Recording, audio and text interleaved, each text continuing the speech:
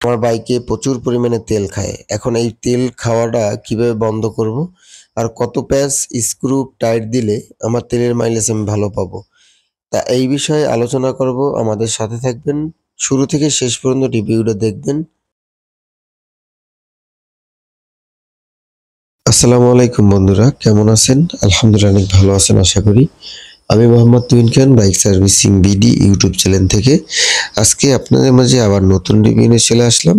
আজকের রিভিউটা আপনাদের জন্য অনেক গুরুত্বপূর্ণ, কারণ আপনার বাইকের মাইলেজ আপনি বাড়াতেই পারতেছেন না। আপনার মাইলেজ দিন দিন অবনতি হচ্ছে, কিন্তু ডেভেলপ হচ্ছে না।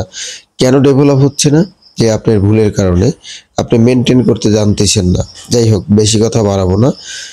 আপনি প্রথমে যদি বলি, এয়ার ফিল্টার এবং স্পার প্লাগ এই দুটো একসাথে চেঞ্জ করতে হয়, কিন্তু আপনারা 100-র ভিতরে 10% লোকই একটা ভুল করে থাকেন, যে এয়ার ফিল্টার আগে চেঞ্জ করেন, স্পার প্লাগ না, ওটা তো চলতেছে।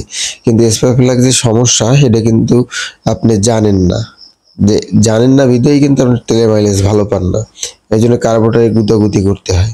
যাই হোক, আমি কার্বোরেটরের বিষয়টাও বলবো, যে এয়ার ফিল্টার স্পার প্লাগ দুইটা একসাথে চেঞ্জ করবেন। কেননা এয়ার ফিল্টার থেকে বিশুদ্ধ বাতাস নিয়ে সিলিন্ডারের ভিতরে দেয়, যে ফুয়েল এবং বাতাস একসাথে। আর তার পাশাপাশি যে প্লাগে 20,000 ভোল্টেজ প্লাগের ভিতর থেকে যে সিলিন্ডারের ভিতরে ফায়ারিং করে, তখন ওই জায়গায় বিস্ফোরণ তৈরি হয়। তখনই কি হয়, যে কম্প্রেসার তৈরি হয়, পিস্টন নিচে চলে যায়, আবার উপরে আসে, ওই জায়গায় কম্প্রেসার তৈরি হয়। তারপর প্লাগটা যদি আপনার ভালো না থাকে, সেক্ষেত্রে আপনার পারফরমেন্স কম পাবেন, কারণ আপনি বিস্ফোরণটা সঠিকভাবে তৈরি করতে পারবে না। যখনই সঠিকভাবে তৈরি করতে পারবে না, তখন বড় ধরনের একটা প্রবলেম হবে, যে আপনার তেলের মাইলেজ কম থাকবে। তারপরে আদার্স মানে কিছু কিছু মানে সমস্যা হবে, যেমন আপনার তেলের মাইলেজ তো কম থাকবেই, তারপরে স্মুথ থাকবে না, স্টার্ট ঠিকভাবে নিবে না, স্টার্ট বন্ধ হয়ে যাবে, ঠাস ঠুস আওয়াজ হবে, মানে ইত্যাদি ইত্যাদি অনেক কিছুই হবে। ঠিক আছে, এই জন্য আমরা প্লাগ এবং এয়ার ফিল্টার দুটো একসাথে চেঞ্জ করে দেব। তার পাশাপাশি মানে চেন, বাইকের যে ড্রাইভ চেন, এটা সঠিকভাবে আছে কিনা টাইট দেওয়া, সেটা আপনারা দেখবেন। 20 থেকে 30 টাইট দিতে হয়, এটা দেখবেন যে আছে কিনা। ক্লাসটা দেখবেন সঠিকভাবে আছে কিনা। তারপরে হ্যান্ড ব্রেকটা দেখবেন আছে কিনা ঠিকঠাক। তারপরে হাওয়ার প্রেসার, এটা কিন্তু বড় গুরুত্বপূর্ণ। হাওয়ার প্রেসারটা ঠিকঠাক আছে কিনা দেখবেন। এইগুলা দেখার পরে যদি দেখেন আপনার বাইকের মাইলেজ কম, সেক্ষেত্রে আপনি কার্বোরেটর আর দেবেন। তার পাশাপাশি আরো একটুখানি দিবেন, যে আপনার পাম্পের থেকে তেল কম দেয় কিনা। যদি পাম্পের থেকে তেল কম দেয়, সেক্ষেত্রেও কিন্তু আপনি তেলের মাইলেজ কম পেতে পারেন। এর জন্য কি করবেন, যে আপনি প্রথমত তেলটা মাপ দিবেন। মাপ দেওয়ার পরে যদি দেখেন না আমার সঠিক মাপ পাচ্ছি না, তাহলে আপনি কার্বোরেটরে হাত দিবেন।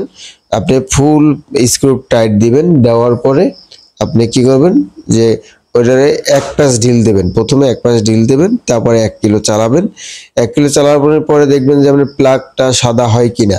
যদি প্লাগটা সাদা হয়, ঠিক আছে, তাহলে আর কোনো দরকার নেই টাইট টুট দেওয়ার, তাহলে ওই অবস্থায় চালাবেন। আর যদি দেখেন টাইট দেওয়ার পরেও মানে ঢিল দেওয়ার মানে অ্যাডজাস্ট করার পরেও আপনার মাইলেজ ভালো যাচ্ছে না, তাহলে আপনার 1.5 প্যাচ দিবেন। এরকমের মানে একবারে দিবেন না, আস্তে আস্তে করে আসবেন, 1 কিলো চালাবেন আর চেক করবেন। তাহলে ইনশাল্লাহ আপনি তেলের মাইলেজ 100% ভালো পাবেন। আশা করি আমি বুঝাইতে পারছি। আর যদি না বুঝাইতে পারি, আর যদি না বুঝে থাকেন, সেক্ষেত্রে অবশ্যই আমার কমেন্ট বক্সে কমেন্ট করে জানাবেন। তা না আমার ফেসবুক পেজে আসবেন, ফেসবুক পেজের নাম বাইক সার্ভিসিং বিডি। এই পেজে এসে অবশ্যই আমার নক দেবেন, আমি ইনশাল্লাহ আপনাদের সাড়া দেব। আমার এই জায়গায় মেসেঞ্জারে আছে, তারপরে হোয়াটসঅ্যাপে আছে, আপনার সব কিছু আছে ওই জায়গায়।